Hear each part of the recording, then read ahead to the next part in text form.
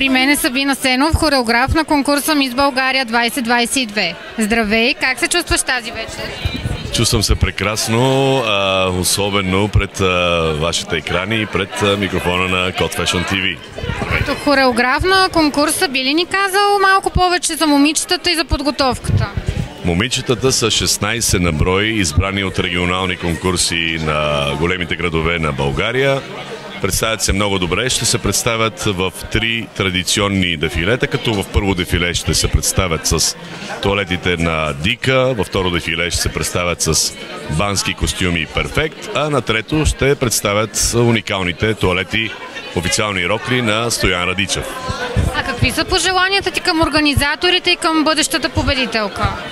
Към организаторите пожеланията ми са да продължават така да се развиват, да вдигат нивото на конкурса Мис България, защото това трябва да бъде и мисля, най-грандиозното модно събитие в България, а към момичетата да продължават да се стремят към титлата Мис България и не само към титлата Мис България, към титлата Мис Свят и всички световни конкурси, на които ще ги изпратиме след Мис България.